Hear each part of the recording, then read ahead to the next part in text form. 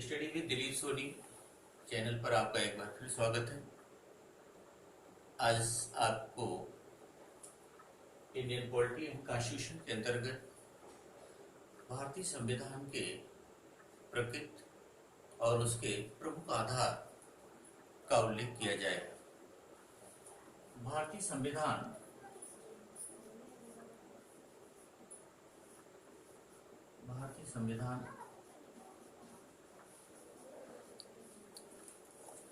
की प्रकृति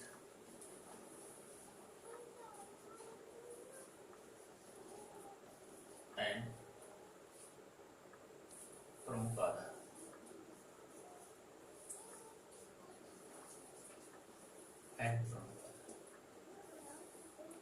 भारतीय संविधान की प्रकृति और प्रमुख आधार। भारतीय संविधान की प्रकृति के विषय में अध्ययन करने से पहले एक सामान्य अध्ययन हम लोग देखेंगे कि सामान्यतः संविधान की दो प्रकार की प्रकृतियां होती हैं, एक लिखित संविधान, दूसरा अलिखित संविधान। परंतु संविधान की एक और प्रकृति भी होती है,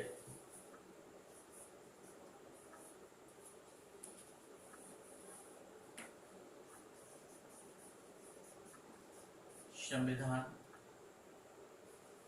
की प्रकृति का अध्ययन करना आवश्यक है।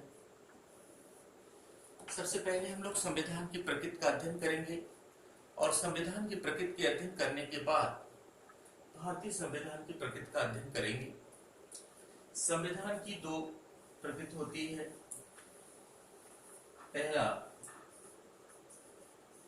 लिखित संविधान, रिटन कॉन्स्टिट्यूशन।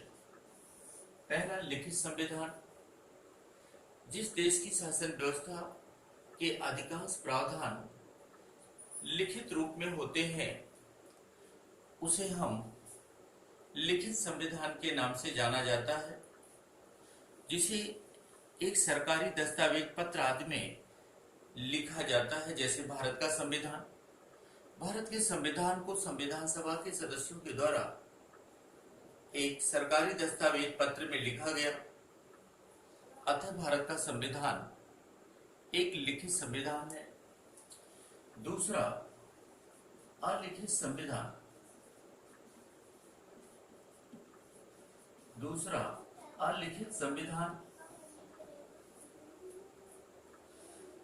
संविधान की अवधारणा हर एक देश की शासन व्यवस्था का प्रमुख आधार है,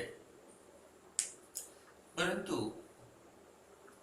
यदि किसी देश के संविधान की अवधारणाएं परंपरागत हो, कन्वेंशंस के द्वारा हो, न्यायालय के निर्णय के द्वारा हो, या समय समय पर पार्लियामेंट्री लॉ संसद के द्वारा बनाए गए कानूनों के द्वारा हो, जैसे ब्रिटेन का संविधान।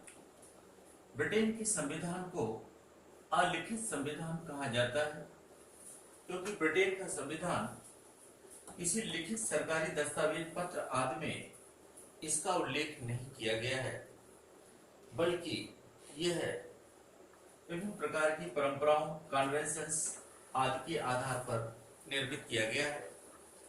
दूसरा, संविधान की एक और प्रकृति होती है लचीला संविधान। लचीला संविधान, फ्लेक्सिबल कॉन्स्टिट्यूशन, और दूसरा होता है कठोर संविधान। एक लचीला संविधान और दूसरा कठोर संविधान। लचीला और कठोर संविधान के अध्ययन का सबसे प्रमुख बिंदु संविधान में संशोधन की प्रकृति को है। दुनिया के हर एक देश का संविधान समय विशेष की मांग होती है और समय के सापेक्ष जैसे जैसे परिस्थितियां, जैसे जैसे आवश्यकताएं, मांग बदलती हैं, संविधान में संशोधन की जाती है। चाहे विकसित देश हो या विकासशील देश हो, डेवलप और डेवलपिंग कंट्री, हर एक देश के संविधान में समय के सापेक्ष परिवर्तन आवश्यक है, संशोधन आवश्यक है, परंतु जिस देश के संविधान में संशोधन एक सरल प्रक्रिया के द्वारा, साधारण प्रक्रिया के द्वारा आसानी से हो जाती है, उस देश के संविधान को लचीला संविधान कहा जाता है। विश्व का सबसे लचीला संविधान ब्रिटेन का संविधान माना जाता है। ब्रिटेन के संविधान की एक अवधारणा है कि ब्रिटेन में ब्रिटिश पार्लियामेंट सर्वोच्च है, क्योंकि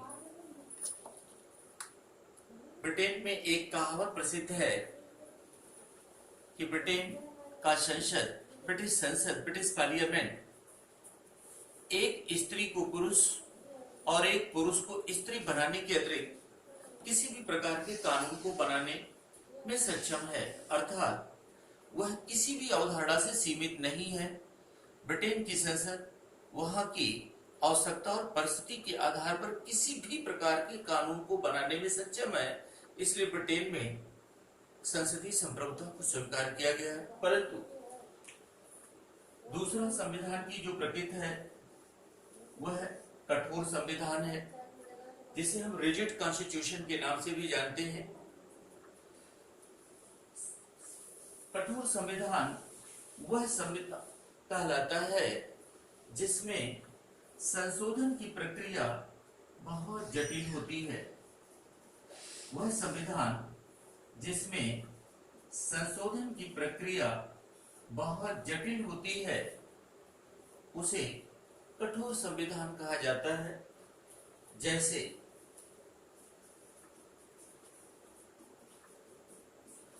अमेरिका का संविधान, कॉन्स्टिट्यूशन ऑफ अमेरिका। अमेरिका के संविधान में संशोधन की प्रक्रिया अत्यंत जटिल है। किसी भी प्रकार के संशोधन के लिए 3/4 बहुमत की आवश्यकताएं होती है, जो एक बहुत कठिन प्रक्रिया है।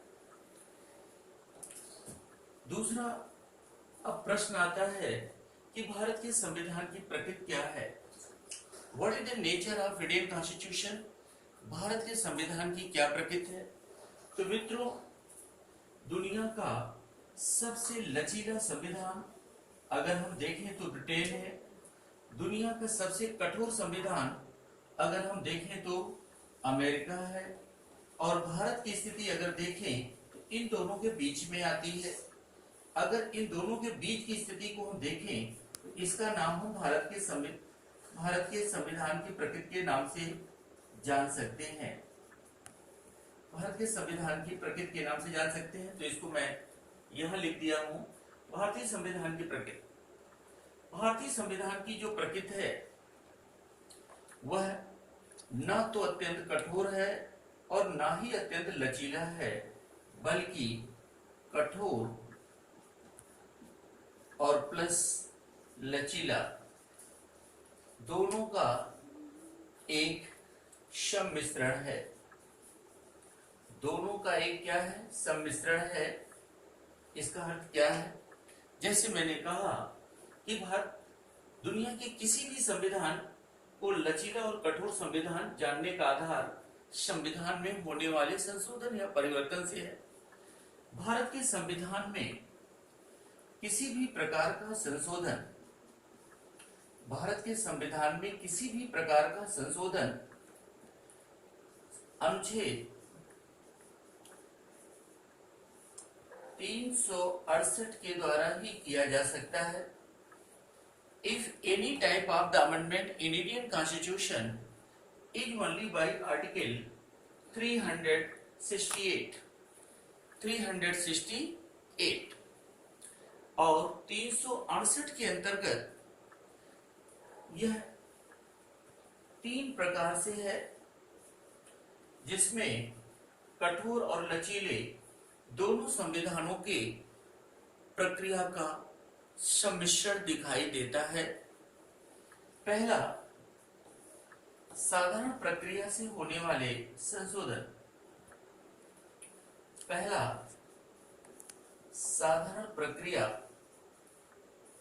से संशोधन।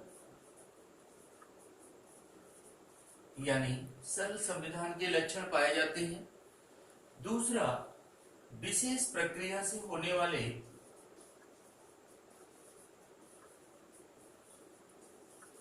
विशेष प्रक्रिया से संशोधन। विशेष प्रक्रिया से संशोधन। विशेष प्रक्रिया से संशोधन एक अपेक्षाकृत कठिन प्रक्रिया आती है। और तीसरा, विशिष्ट प्रक्रिया से संशोधन। विशिष्ट प्रक्रिया से संशोधन।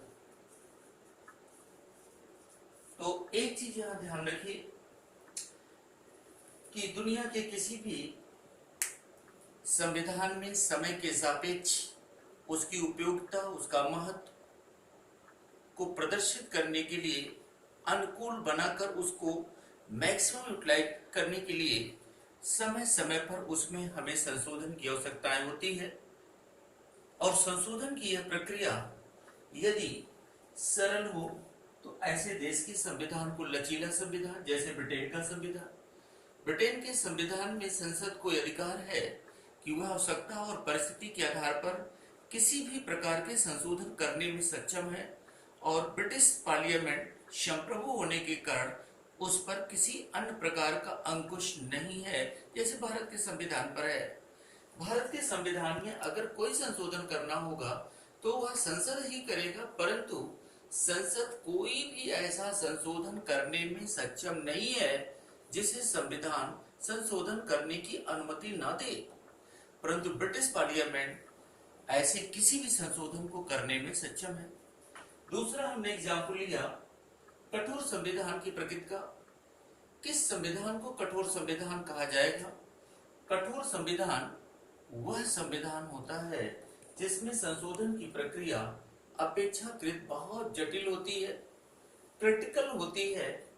और जैसे अमेरिका का संविधान, अमेरिका के संविधान में संशोधन की प्रक्रिया बहुत ही कठिन है, परंतु भारत के संविधान की जो प्रकृति है वह ना तो कठोर बहुत है और ना ही लचीला है, बल्कि दोनों का सम्मिश्रण है।